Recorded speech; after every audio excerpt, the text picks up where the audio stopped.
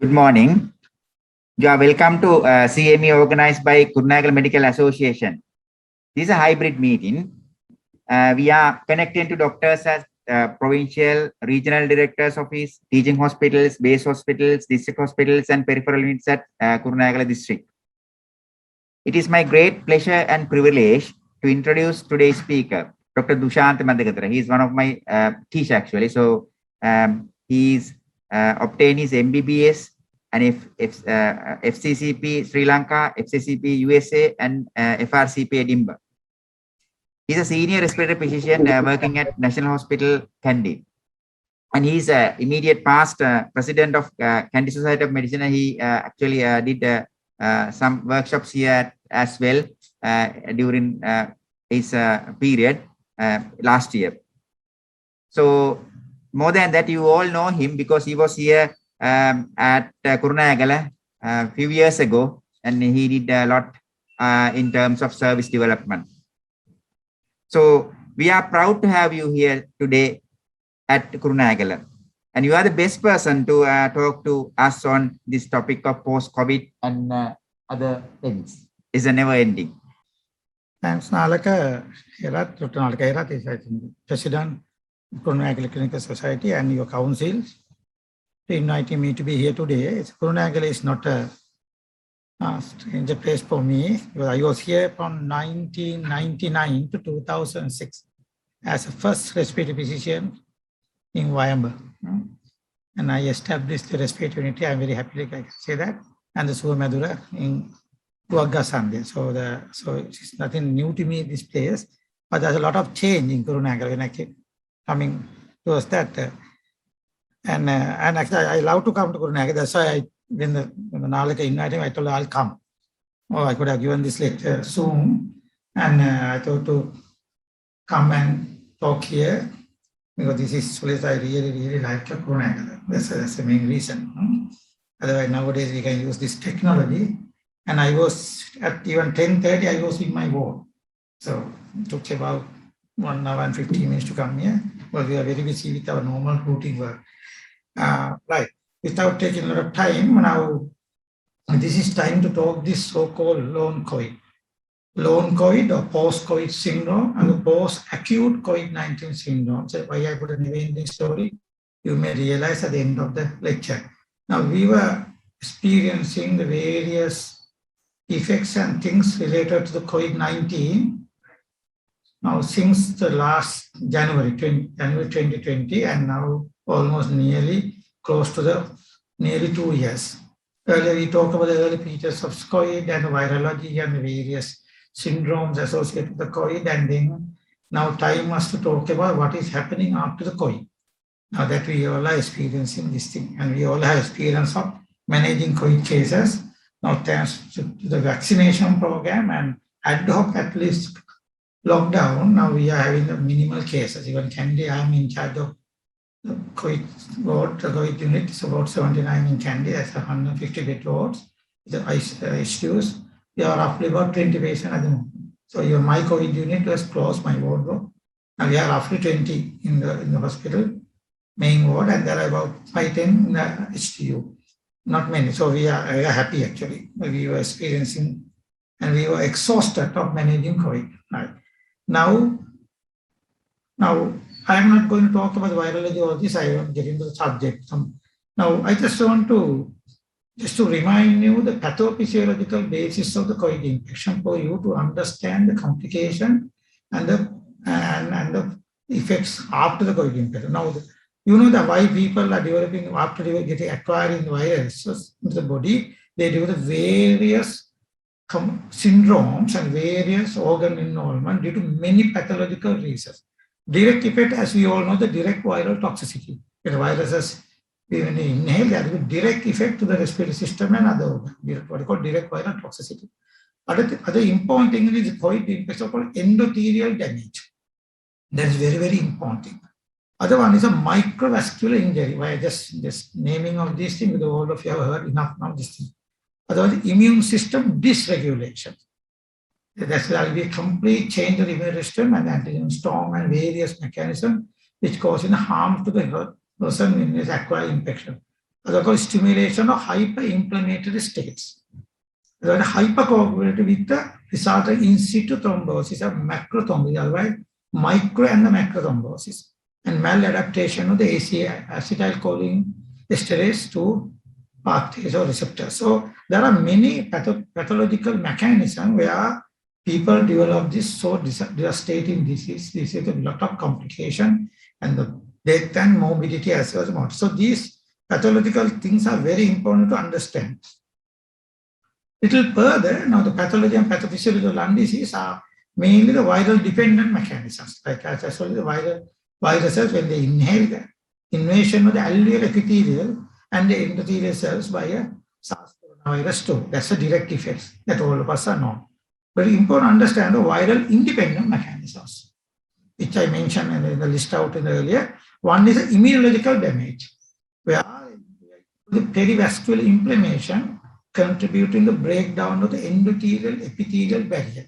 That's the biggest problem with invasion of the monocyte and neutrophil and extravasation of protein rich exudate into the alveolar space are causing the consolidation and the pneumonia and various other mechanisms.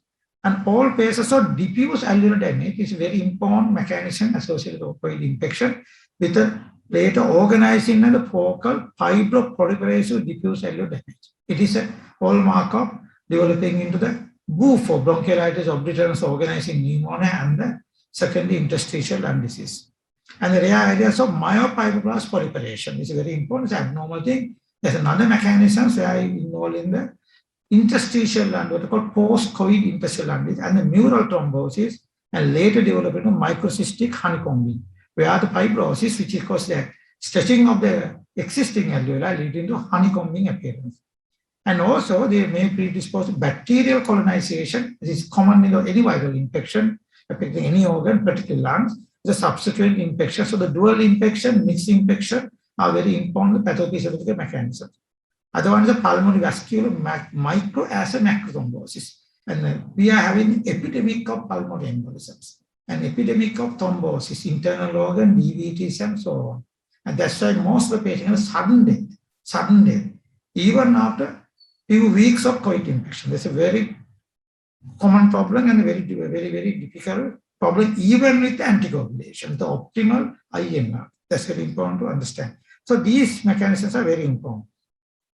A little more into little deeper, what is the mechanism of the thromboinflammations? One is I mentioned earlier, endothelial injury. When you have endothelial damage, as you know the work of theory, you definitely will have a thrombosis and the complement activations. Platelet activation and platelet leukocyte interaction, because there are some lot of changes in the cytopathological mechanism. Other one is a neutrophilic extracellular trap. They can go trapping and leading to further promote the thrombosis and the release of pro-inflammatory cytokine and disruption of normal coagulation pathway, which leading to thrombosis. Hypoxia and similar to pathophysiology microangiopathic syndrome is something like the same. So it's a different mechanism. That's why we had a critical or crisis when we managing the COVID pneumonias due to thrombosis. Little this important this graph. We have pointer. It's okay. And early 1 or 2 weeks, where when viruses enter the human body, that's the early phase of that they starting to act on the body. After almost the first few days of virus enter the human body, then we develop what we call acute infection, which is last for about 4 weeks. Now the first 4 weeks is include acute infection, where you can have a positive viral studies as well as a PCR. You can have the viral of respiratory tract as well as a nasopharyngeal. Then you get a rapid antigen positive, and then we get a PCR positive. To get the viral, we can get a virus isolation. That's the first 4 weeks of, because that we call acute COVID infection. First 4 weeks. After the first 4 weeks, when the acute infection is over, some people may have a prolonged what we call a shedding of viruses. I have a patient with non-Hodgkin lymphoma. Now he's almost 2 to 3 months. We still have a rat positivity. So they are because of the immunosuppression, they have viral shedding even after acute phase. So, but usually the first 4 weeks time, at least the first two weeks time, we get a negative test. We get at least a rat test will be negative, but PCR takes little time to get it negative, first 4 weeks. And after the acute COVID syndrome, okay? I think you can see that first four weeks, that green bar, I don't know how to get this green bar, but green bar is not showing the first 4 weeks is acute COVID infection. After the first 4 weeks, then we get a long COVID one. Long COVID one. The first few weeks of the after 4 weeks, we call subacute or ongoing COVID infection. Some people have a continuous symptoms of due to the current acute one is continuing. For subacute or ongoing COVID-19, after roughly about 12 weeks, then later we have chronic post-COVID-19. These two combination we call a long COVID. So how we define a long COVID? Long COVID is a very important term nowadays. All of us are even all the TV channels also now they are talking about the long COVID. It is a sign and symptoms that develop during or following an infection consistent with COVID-19, which continue for more than 12 weeks and are not explained by alternative diagnosis. There may be due to the COVID, we call a long COVID. It usually presents with the clusters of symptoms. We'll understand a little later, and often overlapping, which can fluctuate and change over time and can affect any system of the human. It's a multi-system disorder. So both ongoing symptomatic COVID-19 from 4 to 12 weeks, we call subacute one, or post-COVID-19. But after about 12 weeks, both combination we call long COVID. So that is acute COVID is a 4 weeks. After that, that's a long COVID. Now, then why people develop the long COVID syndromes? Why after COVID syndrome, people do long COVID syndrome? It is due to which I mentioned at the beginning, pathophysiological basis, the virus-specific pathological changes, which I mentioned at the beginning. Other one is due to immunological aberration and inflammatory damage in response to the acute infection. And expect a sequel of the post-critical illness. You may realize a little later what I mean for that. So people after 4 weeks of COVID will have a symptomatology due to various organ involved due to pathophysiological basis, which I mentioned at the beginning of this lecture. Why long COVID? Which is a little more in deeper, is a post-viral fatigue. You know that all of us get a viral flu. After viral flu, what is happening? After even dengue, what happened? We will have breathlessness, and I had a dengue when I was working in Kurunegala. I could not able to breathe properly about a few weeks. I was breathless. When I came even just before the acute, I could not do ward down in my ward 39 here. I was breathless. So this is not uncommon. Post-viral fatigue, post-viral breathlessness is not uncommon. We are more familiar with influenza. We have seen a lot of patients after influenza. I know the lasting organ, if a lung was sufficiently damaged, or cardiac is sufficiently damaged, or kidney is sufficiently damaged, acute AKI, acute myocarditis, or acute pulmonary, what I call pneumonia, complicating with a lot of other problem, we will have lasting organ damage, we will have more symptoms even after acute case. Multi-organ damage, this is very common in the COVID, multi-organ, which multiple organs involved simultaneously. Post-intensive care syndrome, you may read a little later, when the patient is in intensive care, they will have some problem related to the intensive care.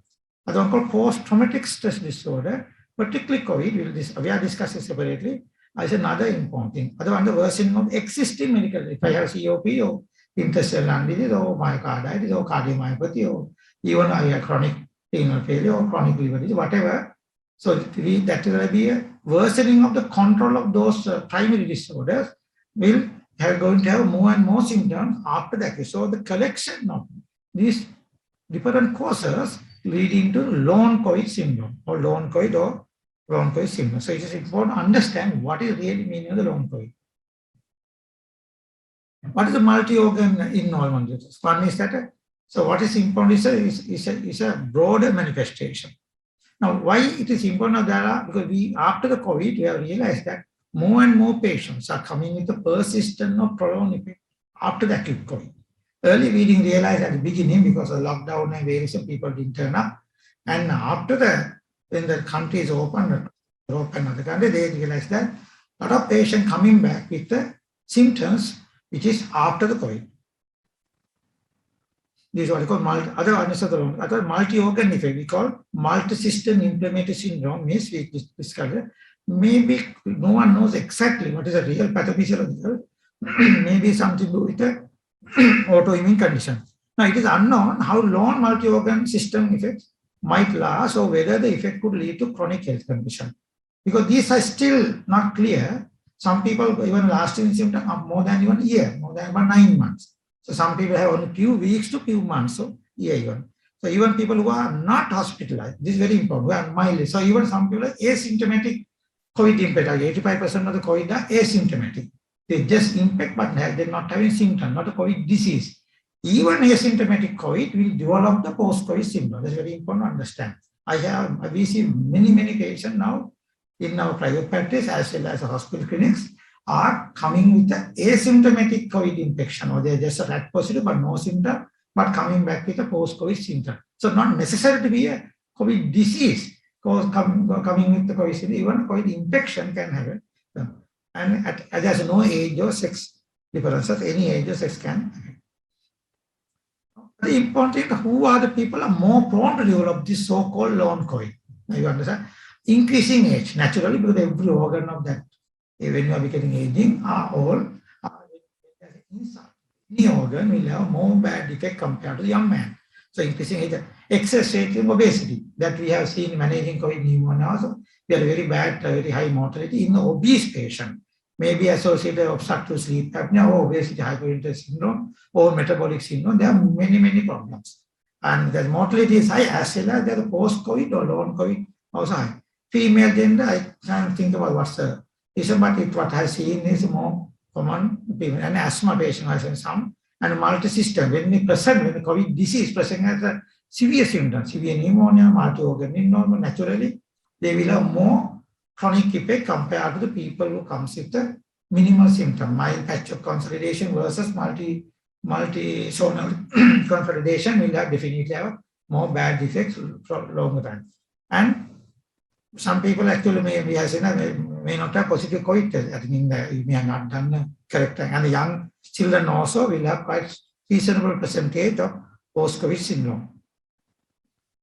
So some research say that UK Office of National Statistics say that 1 in 10 respondents may experience symptoms for a period of 12 weeks or more. That's quite a significant number. And 1/3 not return to normal previous health after 12 weeks. That means they are not come back to the normal health before the COVID. And 30% had a symptom even after 9 months. So there's quite significant percentage who are having what we call post-COVID symptoms. Now this, as I said, this is a multi-organ involved. So each and every organ can involve. So this is a common symptom to fatigue to all the systems involved, respiratory, musculoskeletal, cardiac, neurological, so on. So it is a multi-system disorder. We are going to discuss separately. And out of all these post-COVID symptoms, fatigues and breathlessness and joint pain and chest pain is the commonest symptoms. That is very common in our practice areas. A lot of patients come to me with the breathlessness and chest pain. Fatigue is naturally there. It's almost like a very high percentage, even maybe even 80, 90, although this particular study also showing the highest percentage. So fatigue, breathlessness, in addition to these, the main things are cough or loss of smell, dry mouth and sickle, running nose. These are not that common. Crabbed eyes and poor appetite, headache, and so on, and vertigo, etc. All are there, but fatigue, breathlessness, joint pain, and chest pain are the commoners, but in addition to that, any of these symptoms can occur. This is further leading to the first 4 symptoms, further leading to reduced mobility. Then you have diffuse atrophy and further deterioration of your muscle function, and the rest of the things that we mentioned here are causing a poor appetite and the poor nutritional state. Now, what is a normal expected recovery after COVID? Now, they say that according to some information gathered over this period, 4 weeks time, after COVID, 4 weeks time, there will be a reduction in the muscle ache, chest pain and sputum. In other words, 1 month time, this body ache and things and sputum production will be less. 6 weeks time, the cough and breathlessness is reasonably or substantially reduced. 3 months time after the COVID, more symptoms resolve, fatigue may persist. And the 3 months, and then and even unresolved COVID symptom, post-COVID symptom can go in like 6 months. Most of the time, the resolution of symptom, but there are, I tell you, there are some patients symptom will last even more than 9 months. Now I will discuss with you one by one some but the main post-COVID symptoms. Out of all the post-COVID symptoms, post-COVID breathlessness is very important functionally. They make the patient incapacitated of their normal. It doesn't matter what age of the young man who was otherwise healthy guy, having their routine normal life and going to gym or doing their routine work. When they become breathless, they are incapacitated of their day-to-day work and activities of daily living are badly affected, and that will affect their occupation as well as their income as well as every aspect of their life. Now, what I thought, these are the possible reasons where when the patient presented to you with the post-COVID breathlessness, you need to think about it. First time I put a commonest one. You may not find the books, these things, I don't think. Once the reactive airway dysfunction syndrome, this is not an uncommon term. After any viral infection, patients are coming, and the pediatrician also may know very well, coming with the cough and breathlessness and wheezing. It is not asthma. It is what we call reactive airway dysfunction syndrome. And a lot of patients come with this, not only COVID, any viral infection. It's very, very common. Behave like asthma, but it is not asthma. Second is the development of the secondary interstitial lung. Very, very common. BOOP, bronchiolitis obliterative organism, AIP, acute interstitial pneumonia, NSIP, non-specific interstitial pneumonia, and the mixed pattern. And all my collection, the mixed pattern is a common. I have a lot of patients, the mixed pattern. So the interstitial lung is very common. Pulmonary hypertension and recurrent pulmonary embolism is not an uncommon problem with the COVID pneumonia. This we haven't seen any other infection previously. Cardiac causes. So there are many cardiac, myocarditis, heart failure, congestive cardiac failure, cardiomyopathies, worsening of the coronary artery disease, or when previous healthy guy, they do acute MI. We had many deaths due to acute MI, sudden death, even various arrhythmias, all can cause this one. Other one, the bronchiolitis obliterans. This is not interstitial lung, this small airway can get inflamed. It is not an uncommon problem. Bronchiolitis obliterans are very common in the pediatric practice after common viral infection. Same may the COVID, you may get it. Drug-induced lung. Now we give high doses of steroid, lot of medication.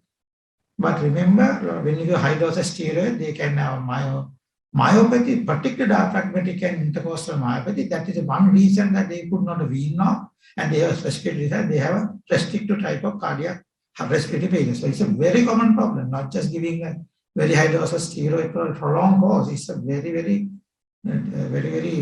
bad situation where patient develop a lot of complications, not only osteoporosis and pathological fractures and so on, proximal myopathy, but this is very important. Critical illness myopathy and critical illness neuropathy. This is not common. Any critical illness can cause a critical illness myopathy. This is one reason that when we could not able to, we know the patient in intensive care unit as well as they develop the breathlessness, myopathy as well as the neuropathies. And exacerbation of existing, like in asthma or COPD or whatever heart failure, they have this one. Otherwise, post-traumatic stress disorder is one important psychological problem. We'll come a little later. Deconditioning. When you are in the bedridden for quite long period, could not able to turn. You have a deconditioning or you may get obese. You can have various deficiencies, vitamin, mineral, trace element, everything. But you could not eat. No one, remember the COVID, you are alone, like you are in the place where like in the prison, no one is coming, like not a family member. Staff also come, doctors or nurses and everyone come. They were like they want to go in and early as possible, get out from that place and never examine, never want to talk, never even touch the patient. Remember the situation, when you get ill, you realize it. So they may not even turn, there are no one to help you to mobilize. We had a lot of patient problems. So this is very important. Deconditioning, SBMI, malnutrition, low body mass index is very important. Opportunistic infection. When you are suppressed with immunity, you are in high dose of steroid, naturally fungal or mucormycosis, so any tuberculosis, any infection can act on that. Otherwise, functional, your psychological component is there because you are always have pride in the fear of death, your functional one. And other one, intensive care associated weakness. come a little later. And other organ failure, like maybe acute AKI developing into the renal failure, or LCR reversing this one, or acute heart failure, like that. So there are many, many reasons. I just list out 14, which I just, with my respiratory knowledge over the years, I thought to add these things. This is thing what I think. Few may be in the books, but not many in the books. Huh? So these are many. When the patient comes to me, breathlessness, one of these cases I had to diagnose. I can't say functional, no, you can't say that. You do everything and then you say functional. But don't say functional when someone coming with a breathlessness. So you may be dealing with a pulmonary hypertension or pulmonary embolism. So what is important, this breathlessness may vary from person to person. Or may not depend on the age, sex, or comorbidity. No. Sometimes healthy guys, there are nothing here, are developing this devastating breathlessness. Not necessarily all age having interstitial lung is nothing. Actually, my interstitial lung patient had a better outcome. I think have a better outcome because they have no normal lung. So you to have all these effects and the antigen storm or nothing. Virus has no place to act. Your lungs are gone previously. So you are better. So most of my ILS guys came out without any trouble. So my COVID history. They had some hypoxia, but anyway, they had hypoxia. They had some mild symptoms because they have no normal lung to act. When you have normal lung, we have more good hair. Your what is called immune state, then you have more problem. Because your immune system is strong, virus also strong. You act together, fighting both, and causing more damaging, more devastating changes in your system. So you are more young, you are more healthy, you have more problem. Although commonly we talk about the immunity is down, but if you have opportunistic infection, yes, of course. When you have some underlying disease like a lymphoma, obviously, you may have another insult on top of the COVID. And so there's no sex or age or comorbidity and need total assessment. That's very, very, very, very important. I always, when I teach a student or my registrar, I say, you can't just total assessment. Good history, good examination, and objective directed investigations are very, very important for you to come to diagnosis. So these are the basic, all the basic biochemistry, organ assessment, echo, ECG are very, very important. Detailed lung assessment, lung function, maximum voluntary ventilation when you assess the muscle weakness, like in the diaphragm interval, like I told you, very, very important. And we go into detailed lung function to get the small airways and other things. And chest X-ray, CT and CTP are very, very commonly we do. People who come in the breathlessness and a 6-minute walk test, a functional assessment, and the DSU may not need because they are already hypoxic. And Medical Research Council, distance scale, all we need to do. And I do bronchoscopy, not all the patient. I'll tell you some case when the Dr. Sushil sent young lady to me now, nearly 2 weeks before, post-COVID, severe breathlessness. When I got the patient, I did immediately bronchoscopy. I'll tell you a little later what has happened.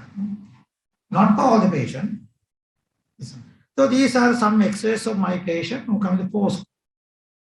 Now the first section shows you a mild ground glass with a fibrotic scarring for the reticules in each and every zone. Second one, little bit worse than like not the same patient, different patient.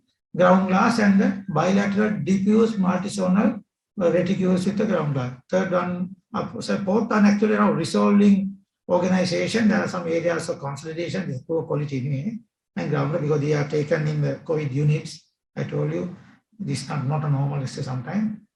This is some now high resolution CT. You have seen the first card. So the diffuse ground glass with the organization and the traction bronchiectasis. Remember that's very early occur. That means intense lung fibrosis. Second one showing again the traction, fibrosis, and subpleural with some early mosaic writing. Now, third and fourth one is the peculiar and specific for COVID. This the linear fibrotic strands, like atelectatic band, very, very peculiar with the COVID. When I see that, I know definitely it's a COVID. And it's a generalized ground glass. So we have assessed actually, I'm almost writing now, no time to write it. You see that this type of changes. This is a different patient. Any type of interstitial lung disease you see in the COVID. These are ground glass to top to one, crazy craving, anything you mentioned, you see in COVID. Remember, some changes may be due to partly opportunistic infection as well, like in tree buds and some cloud finger, may be the fungal or maybe even TB. So this is another one. This nice, beautiful crazy craving, you may see in the last two HRCTs, is all our patients. So the management of the dyspnea, so you have to come to diagnosis. You are going to manage after the diagnosis. You know why dyspnea due to. So it's a multi-disciplinary approach. So we have to look at in the different side, get everyone to involve cardiologists, pulmonologists, and whoever need for that particular case, and the general management important. The improving the breathlessness, maybe the nutritional, anemia is the problem, correct anemia. Muscle strength, exercises, physiotherapy. If it's a pulmonary hypertension, treat the pulmonary hypertension, diuretic, bosentan, and so on. Vasodilatation. If it's ILD, we use a steroid and immunosuppressive diet, and pirfenidone we commonly use, but to prevent the minimize the fibrosis. And my patients improved with IV cyclophosphamide, and my patients survive because IV cyclophosphamide. It's over the years I have, but it's not talking on the standard. But my patients, I told you, my international colleagues also. My patient, we give cyclophosphamide, lot of patients improve. They had saturation almost 60 or not 1 feet to walk. They improve. Now they have almost near normal life. And the rehabilitation is a syndromic approach. You look at every aspect. Nutrition, counseling, depression, look at every aspect and treat the rehabilitation. These are some little detail about how to breathless various techniques and things. It's not important. And the cardiac, this actually first, you can't see the first row. Cardiovascular one is another common problem. So they present with the palpitation, tachycardia, dyspnea, or chest pain, various arrhythmia, and autonomic dysfunction. So it's very important to assess the type of cardiac involvement by our echo and exercise ECG, whatever, or MRI. Cardiac MRI is the best thing to. Cardiomyopathy and myocarditis is a very common problem after COVID infection. And they have some death with malignant arrhythmia, so very important to realize that. Other one is this, like you can't see the first row, that bar, because the neurological one is starting from the neurological meaning, starting from the fatigue, myalgia, headache, autonomic disturbances, cognitive impairment, and the anxiety, depression, and those things are very, very important, sleep disorder. And they may develop, I told you, the critical illness myopathy or neuropathy or any of these things. Endocrine is another thing, because we had a big problem with the management of diabetic in COVID because of the pancreatitis, and we use a higher dose of steroids and the high cortisol doses. We had a lot of problem with the management of sugar in patients with the COVID pneumonias. But and the diabetic control is really poor in COVID patient, and subacute thyroiditis and the bone demineralization due to again the inactivity, steroid, and so on. And hypothalamic pituitary axis is very common because any viral CV infection can cause any septic fissure. And hyperthyroidism is very important. We need to recognize, and our endocrinologist will help us to sort it out those problems. And this is why I put another important, because long COVID fatigue is a very important thing where our psychiatricians are in all the management, where we get their expertise when we manage this one. It is very important where it comes with the different ways. Very common problem with the COVID-19, post-COVID syndrome or long COVID syndrome. It comes, fatigue could be different way. It could be physically, sensory, or functionally, or psychologically, maybe including cognitive impairment. I'm not reading the total slide here, so it could be any of these involvement. So the fatigue is more common naturally with the increasing the age because their system is all anyway. And the slight increase is called female to male. So the long COVID anyway more common in the female patient. Multisystem involvement at the beginning of the illness are more common to develop fatigue because it's in other words a severe disease. And the BMI, the reduced BMI, this is very important. So by just looking at the age of the individual and the number of symptoms experienced in the first week can be a reliable predictor of who might go for a develop long COVID-19 and the long COVID fatigue. It's very important. And very important to understand that the cause actually, I'm not a psychiatrician, no one knows exactly what is the reason, but maybe due to various cytokine and chemokine effects. Now, where the muscle weakness and deconditioning important, routine disruption of sleep. That's a very common problem. Patients come to us in the post-COVID, they don't have natural sleep. Very important. And the fear, anxiety, stress, and depression. I come a little another topic later, then you understand. And various dysregulation in the immune system. And these are another important that when not only just a fatigue, they will do what are called chronic fatigue, and later they are developing what chronic fatigue syndrome. Psychiatrists better know about this subject more than me. So these are what I mentioned. The sort of physical, cognitive, and psychological and emotional components are involved in this fatigue. And chronic fatigue syndrome is a different condition. As a whole, it's not just a fatigue. It is as like a post. It comprises the various symptoms, like in post-exertional malaise. It's very common. Fatigue that substantially reduces normal activity level. That's it. And muscle weaknesses, feeling dizzy and lightheaded, may not be neurological. It's chronic fatigue syndrome. They need to sit or lie down more frequent. That means they are exhausted. They need more rest, more frequent rest when they do some activities. And altered mood, low mood or motivation, that's very important partly. And the cognitive disturbances. So where this type of slight symptom, we get a support to our psychiatrician, they will manage this case, not by ourselves.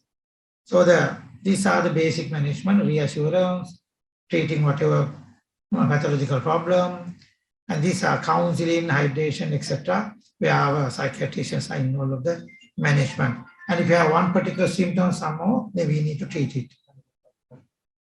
So I'm not going to the same thing, little more in more elaboration.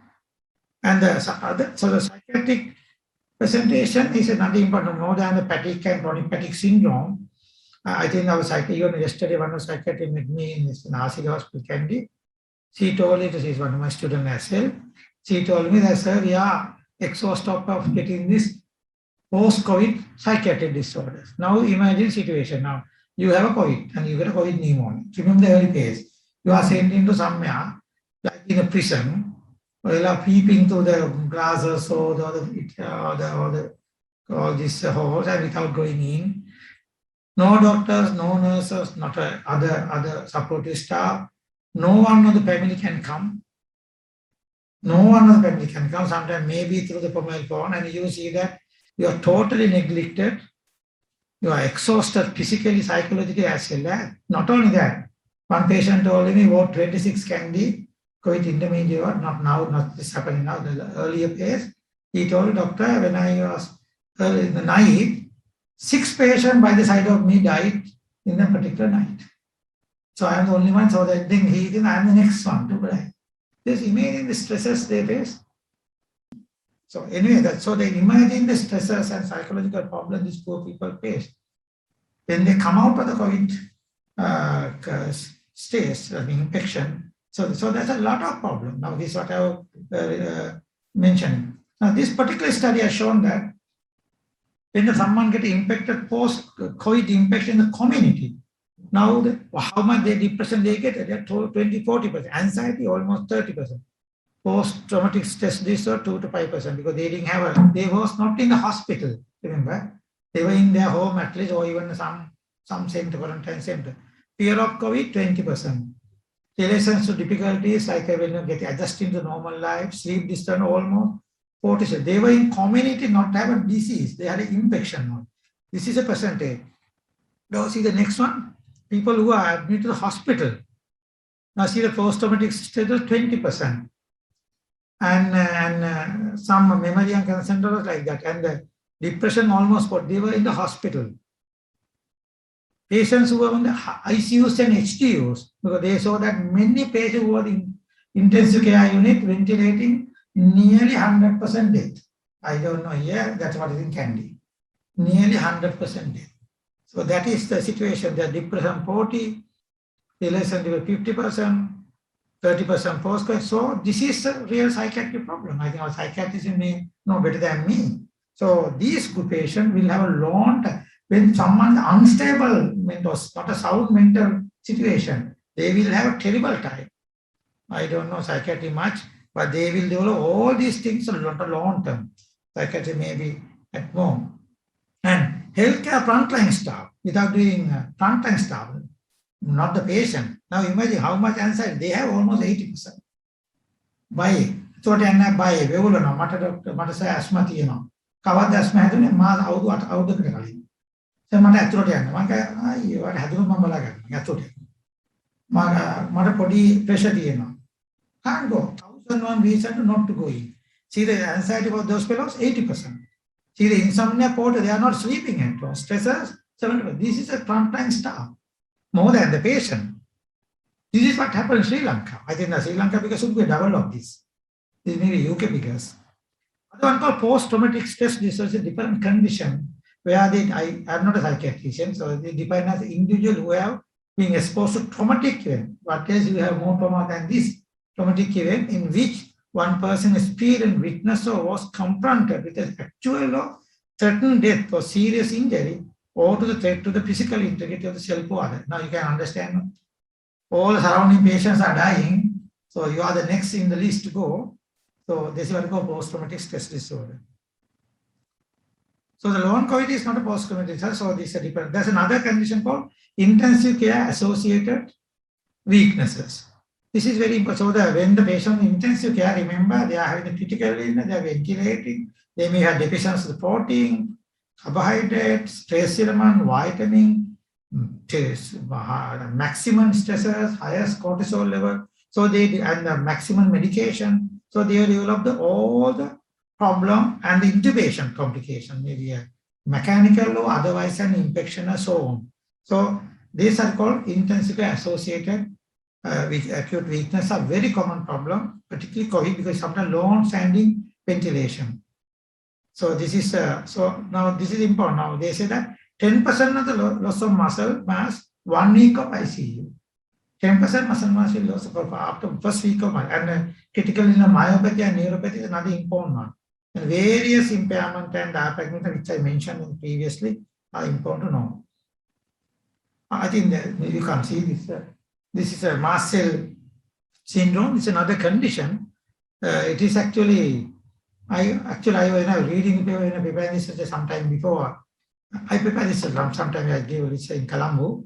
So it's a different condition, mast cell activation syndrome, where the different condition, no one knows exactly what it is, where the people develop multi-organ involvement, where no one knows exactly what it is. That may be a histamine receptor antagonist. Just remember the name. I will keep this lecture here so you can take it from your laptop.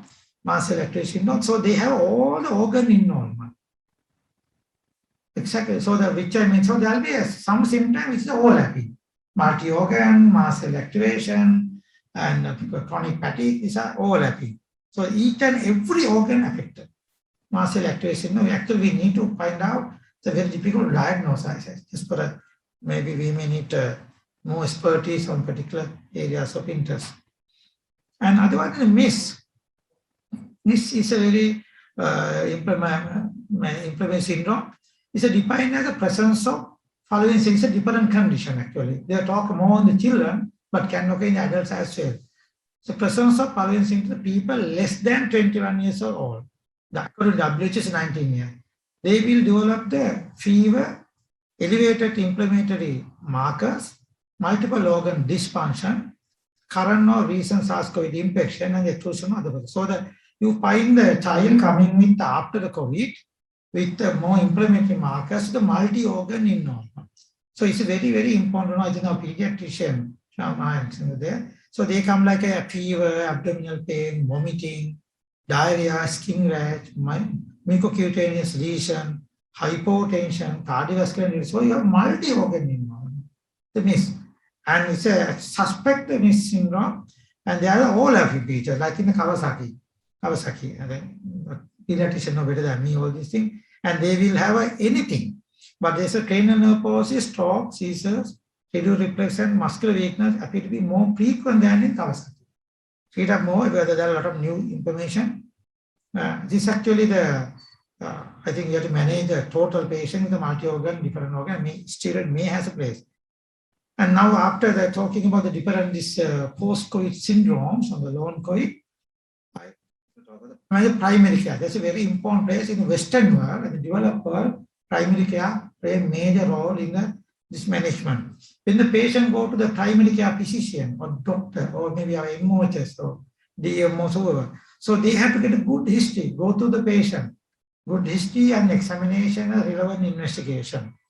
And this is then they have to find out what is wrong with this particular patient, which I mentioned earlier, is a neurological problem, respiratory, or mace, or multi-organ abnormal, so on. And then do the relevant investigation. If they can manage on the minor symptom, like just fatigue, they can manage on their own, or otherwise refer to specialized clinic on that. In the primary care, there are in this country, now we have a community physician.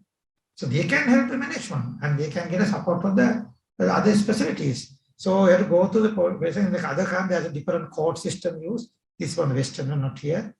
And now self-care. So sometimes now in other countries, they have very good, all these patients of discharge have a communication. And then say about the primary care group, nurses, doctors, and so on. Here we get a MOH group.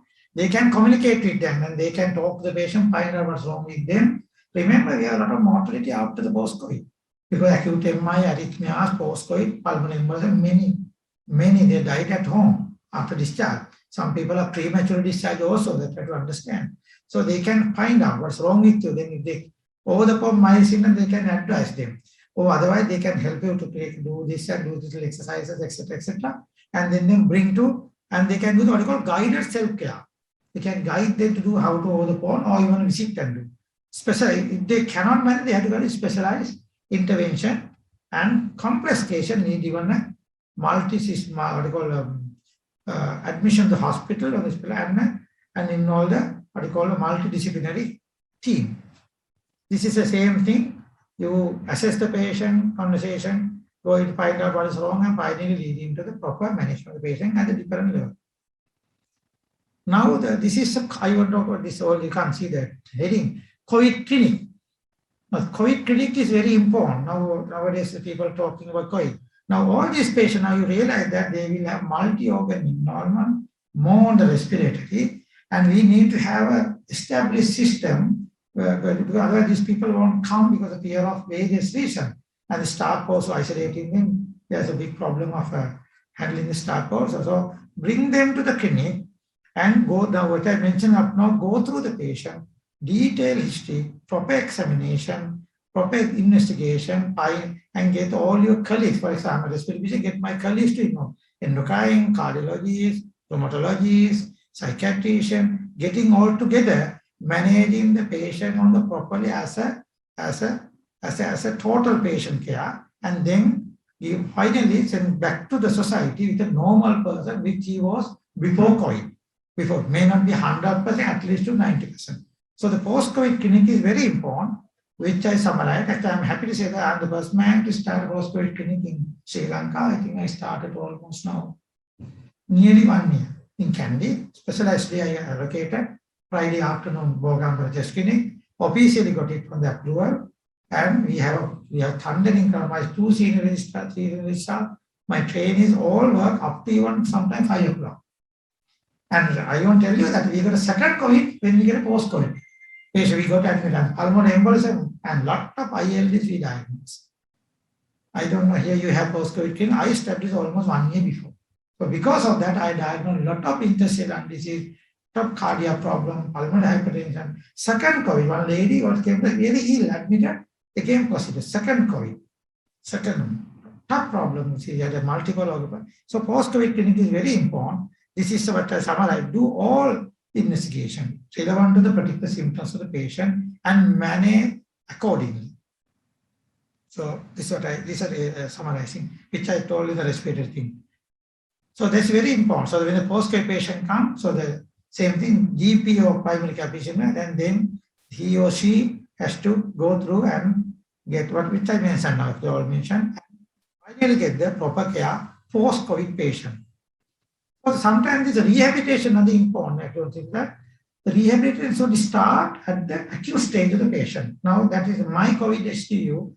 Physiotherapy should go every day in and do some rehabilitation each and every day, unless I say no. The severe respiratory failure with the multi-zonal consolidation, pneumonia, with a maximum setting, even saturation, I'm managing 80, then I want physiotherapy, but still the leg. But all other patients, muscle, total body physiotherapy, every breathing manuals, every patient should do. So I start on the beginning acute stage.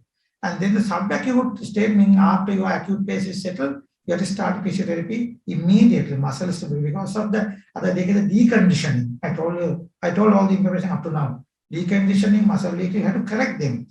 Not only the physiotherapy, nutrition, etc., hydration, get them to proper. And this so the rehabilitation, physiotherapy start from the acute to the community base. It's very, very important. You want to get a maximum, the optimized patient with the normal activities of daily living.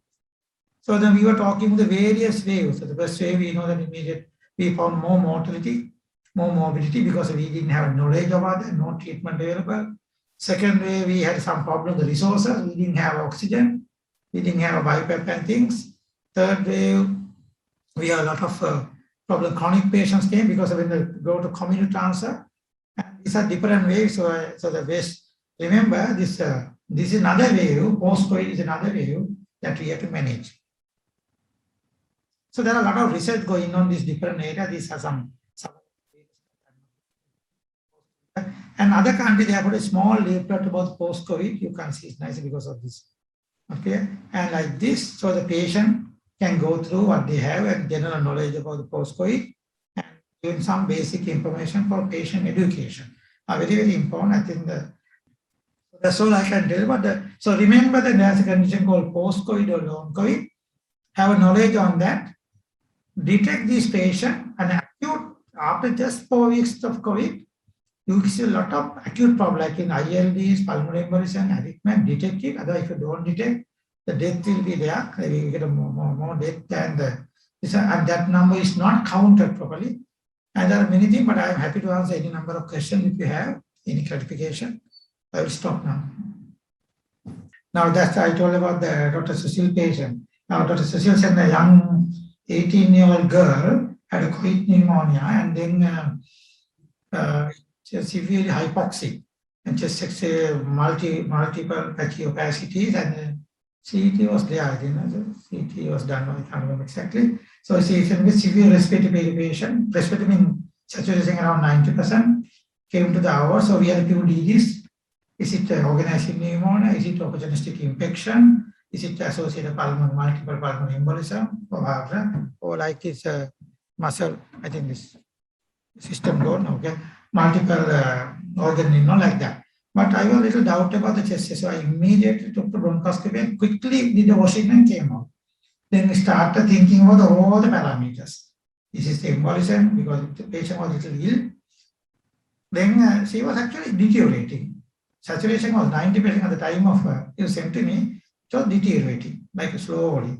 With oxygen, then I had to change the high flow, then the mask, and then to the non-breathing mask, then the high flow.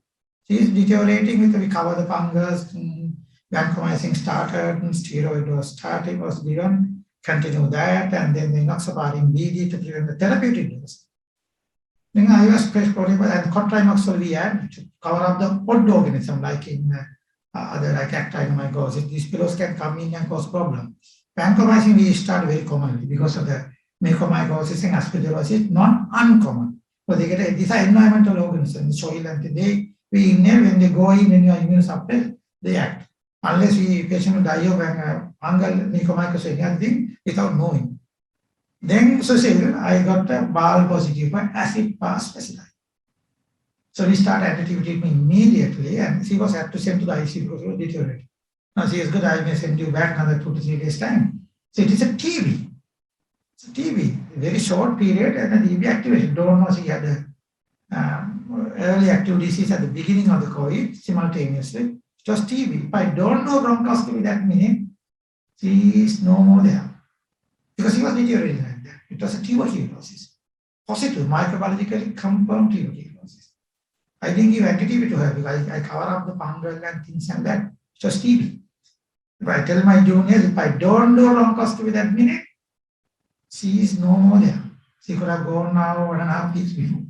So decide even invasive, I put a bronchoscopy in that list. You do need to do a bronchoscopy in situation, but don't do it prolong. Quick, go in, wash it and come back. Then I can see the bronchial tube, fungal and all I can see. I could have taken sample and come out. We did it with a standing situation, seated situation, I did a bronchoscopy. Bronchial tube was badly inflamed. I told my SR, now realize this is bad. where the inflamed reddish. So so what I can tell you, post-COVID, deaths are more common unless you think about every possibilities. That's all I want to do. Any question you can ask. Open for a question. May I start one? Sure. Because now I have seen now commonly use steroid for the management. Now there are no much of guidance for how far you could continue or whether you have to stop it and you just stop.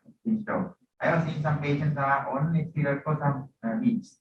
So what is the message for the audience and other doctors now? How do you manage? Yeah, this according to the guideline, standard guideline,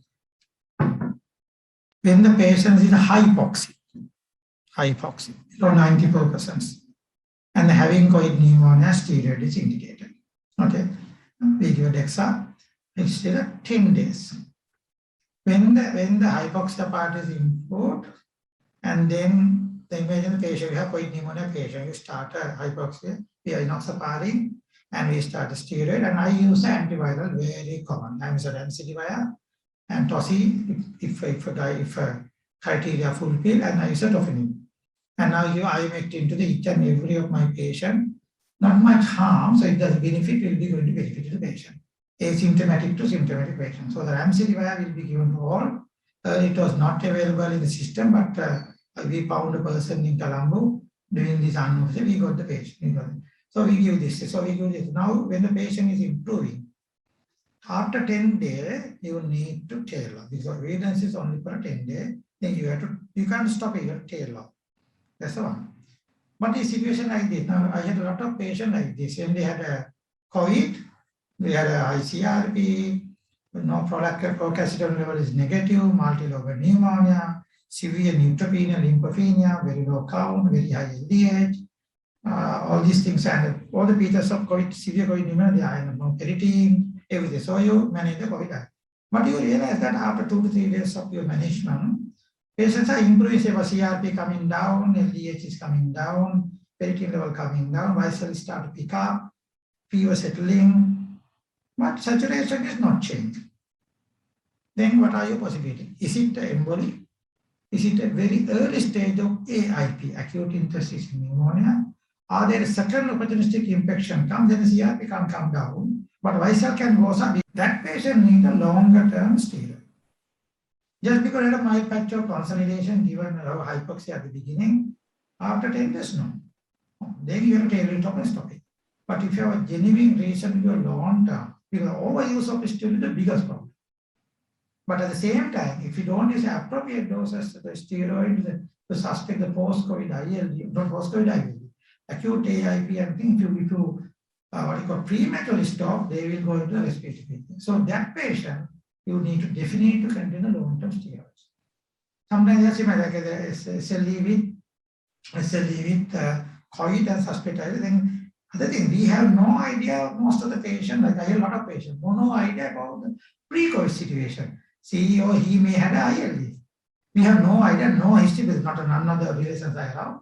Suspect that some people are not, because this patient has a pre-COVID lung disease, like a pre-COVID ILD. Then we have to think about that management. So then we have to go longer, we have to be at the use of perpetual variable. So cyclophosphamide also we use, try various things, but cyclophosphamide is the one going to give a very good results.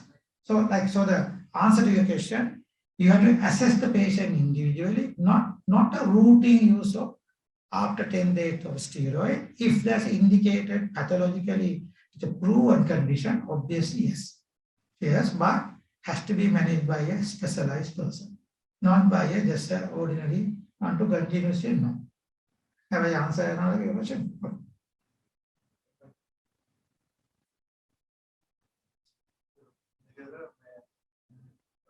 Pediatric use stage, we are not using steroid for patients so far. But we are in 7 cases of PC, we have the same symptoms. But in addition, we get the somebody like with the some pericardial effusions and effusions. Those all patients we start with the beta IV plus enoxaparin, some all the patients recover very well all the temperatures suddenly came down from 105 to 98 Yeah. period. And all the patients without the problem. So those are the only period. Mm. So after the initial 3 days, everything, we stayed to the oral predicted on for 5 days. And enough sparring after 3 days, we came to the speed. Yeah. Speed we may not continue for a long time, depending on the D-liners and other things. Yeah. So that stage we see right. Yeah. Pediatric, we have no experience. We sent all the pediatric to the Sirimao. Reading a single bed. But anyway, normally the pediatric COVID is less hazardous than the adults, but they had a lot of death in Colombo also, no? Getting into their system, all the organs are pretty Yeah. like that. So That's what I'm telling you. Yeah. always, more organisms and more problems. Yeah. And I am managing, I'm working as a pulmonologist nearly 22 years. I think I have managed 1,000 and 1,000 respiratory cases all the time. COVID is the specialized respiratory problem. Managing is, yet I use all my experience and knowledge over the 22 years. Seen 1,000 and 1,000 cases and gathered knowledge here and abroad, and we need to manage that COVID patient. Otherwise, you lose the patient. Every aspect has to be thought of. For example, if you don't use supplement, your patient will have a lot of problems. So if you get magnesium, you saltpeter, like that, every aspect has to be thinking. That's the thing. The consultant has to be intimately in all the management, not the RHO. Not the RHO. That's the problem. And all the expertise should come. For example, cardiac treatment. How many AKI we had? My God. Many, and our nephrologist team in Candy all come here, and our hematologists all come. But I did all because I'm not expert on that, and I must respect my colleague. All we get together, and we have enough case of Katie coming with severe COVID pneumonia, so to dialysis one very, very difficult, but still we manage. That's why I tell my RH fellows who work with us, and you get this knowledge, not that easy to get that knowledge. Remember, we will have for years of this post-COVID problem. Yes. We have got the black marks in the mark after 14 days. Black mark. So I have to be very careful. Fungal, nostril, because the aspergillosis, common sites are not only lung in the nasopharyngeal area and this area.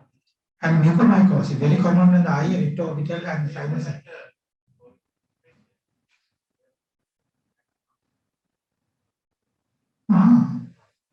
So I have to actually find out why it was because. Sure. Yeah, because we had an aspergillosis, very common. And that is not only not the COVID, before COVID. We had enough aspergillosis, sinuses, and many. You look for things are there. So on behalf of Kurunagala Medical Association, I must thank Dr. Sushant Mandirathara and coming over here in the tough time. Still, he managed and do the lecture here. So we really appreciate your hard work as well as your excellent presentation. On behalf of Council, so I would present this certificate of appreciation. So thank you very much, sir. So thank you very much for the people who join us. So next week, lecture will be on next Thursday. So so that will be on common dermatological problems you should not miss. Thank you.